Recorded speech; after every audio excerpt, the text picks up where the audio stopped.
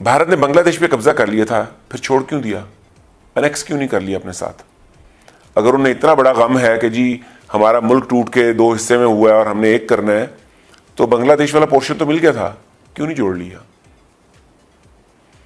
आप देखिए जरा, 17 करोड़ मजीद मुसलमान इंडिया में होता। अभी जो इंडिया का मुसलमान है उसकी तादाद तकरीबन 28 करोड़ के।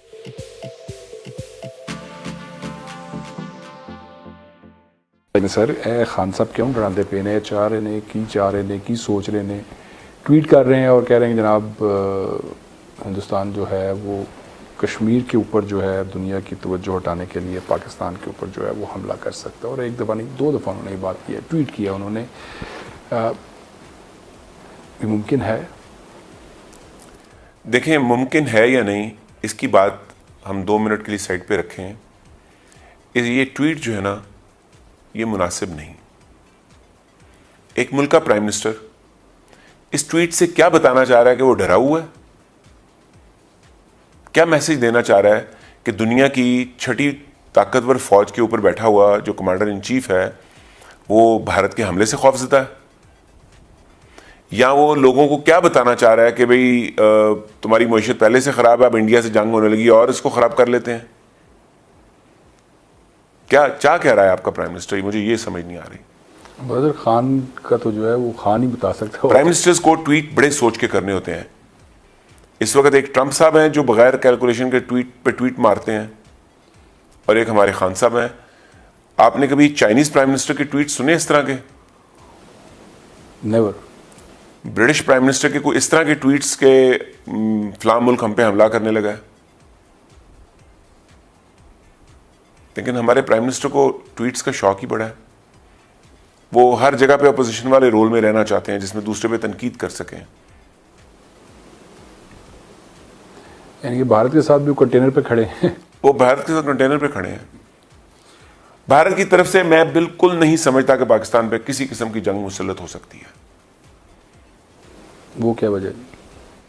भारत अफोर्ड नहीं कर सकता ना। हमारे साथ जो भी जंग होगी वो न्यूक्लियर वॉर में तब्दील हो जाएगी। कन्वेंशनल वॉर तो होनी नहीं है। जब कन्वेंशनल वॉर नहीं होनी तो जंग का आउटकम क्या होगा? तबाही, बर्बादी। भारत ने बांग्लादेश पे कब्जा कर लिया था, फिर छोड़ क्यों दिया? अनेक्स क्यों नहीं कर लिया अपने साथ? अगर उन्हें इतना बड़ा गम है कि जी हमारा मुल्क टूट के दो हिस्से में हुआ है और हमने एक करना है, तो बांग्लादेश वाला पोर्शन तो मिल गया था, क्यों नहीं जोड़ लिया? आप देखिए जरा, 17 करोड़ मजीद मुसलमान इंडिया में होता। अभी जो इंडिया का मुसलमान है उसकी तादाद तकरीबन 28 करोड़ के करीब है, 27-28 के करीब। और उसमें आप डालें 17 करोड़ मजीद ऐड हो जाता तो क्या हो जाती फिगर? तो आप ये कहना चाह रहे हैं कि इंडिया जो है वो भी राजी है, जो तकसीम हो चुकी हुई है वो भी नहीं चाहता कि ये भारत के जो सीनियर सियासतदान थे, ये तकसीम उनकी ख्वाहिश पर, उनकी रजामंदी से हुई है। ये हमें भी सूट करती थी, उन्हें भी सूट करती थी। और अंग्रेज जाते जाते कश्मीर का इशू अनरिजॉल्व इसीलिए छोड़ के गए थे कि इसको लेके ये आपस में लड़ते रहे। और वो हम पूरा उसके ऊपर जो वो हम उनकी प्लानिंग के ऊपर पूरा उतर रहे हैं। 72 साल से हम उसको पूरा लेके चल रहे हैं। अब जो मतलब सिचुएशन बन गई है, वहाँ से ये इतलात आ रही हैं कि लद्दाख के बॉर्डर पे जो है वो चाइना के साथ भी जो है वो रिफ्ट जो है वो बढ़ रही है और वहाँ पे भी झड़पें हो रही हैं। कोई ऐसी इतला नहीं मिली कि उसकी हलाकत हुई हो या कोई, लेकिन वो क्या मसला बना हुआ है। और वो यानी कि पहले तो हम थे ना, हम हर एक के साथ जो है वो हमारा था कि हिंदुस्तान के साथ भी, ईरान के साथ भी, अफगानिस्तान के साथ भी। अब हिंदुस्तान भी जो है वो चाइना के साथ भी है, तो उधर नेपाल के साथ भी जो है वो मसला बना हुआ है, इधर हमारे साथ भी बना हुआ है। ये क्या हो रहा है? देखिए, पाकिस्तान के साथ जो मोदी साहब अग्रेसिव बयान देते रहते हैं ना, he does not really mean it. आपको याद है जब अभिनंदन का जहाज यहाँ गिरा था तो यहाँ ऐसा पैनिक क्रिएट हुआ था कि पूरी फुल फ्लेज वॉर होने जा रही है। यहाँ बड़े लंबे लंबे इजलास हो रहे थे। और तो मैंने प्रोग्राम में भी बैठ के कहा था और आपके साथ अकेले में भी कहा था, ये जंग नहीं हो सकती, आगाज ही नहीं हो सकता इसका। बिल्कुल कहा। उस वक्त बड़े दिफाई तज्जियाकार बैठ के तज्जिया कर रहे थे कि ये जंग होगी तो ये इधर से ये होगा और उधर से वो होगा। ये जंग नहीं हो सकती। और उस भारत के मोदी साहब जो हैं, उन्हें इंडियन अवाम जो उनके सपोर्टर हैं, उनकी सपोर्ट लेने के लिए पाकिस्तान के बारे में नेगेटिव बोलना होता है। ये उनकी पॉलिटिकल मजबूरी है।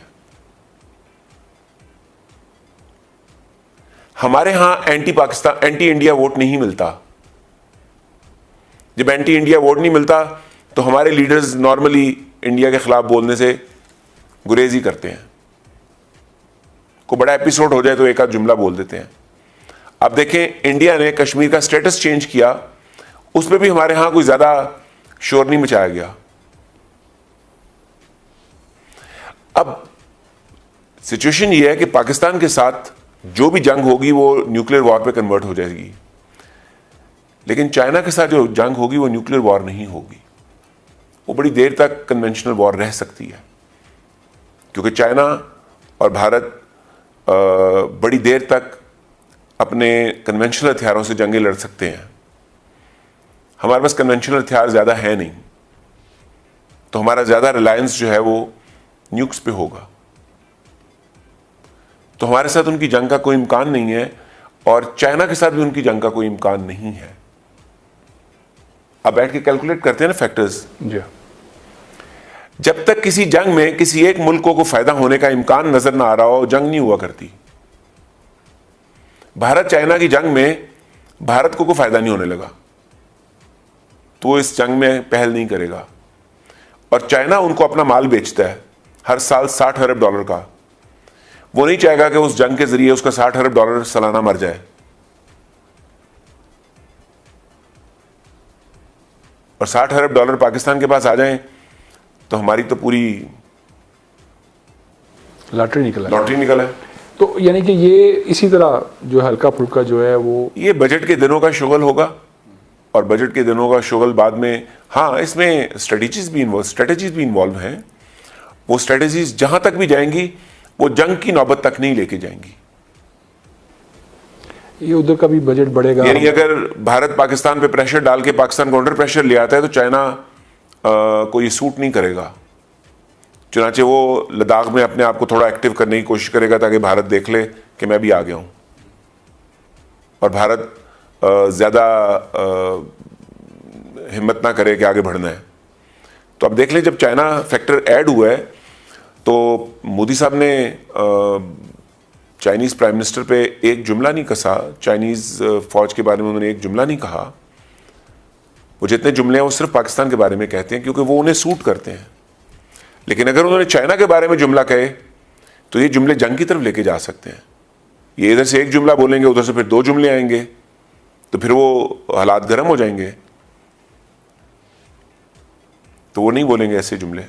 बहुत बोलेंगे तो कैलकुलेट करके बोलेंगे, दोस्ती की बात करेंगे, इख्तलाफात को ख़त्म करने की बात करेंगे, जंग की धमकी नहीं देंगे।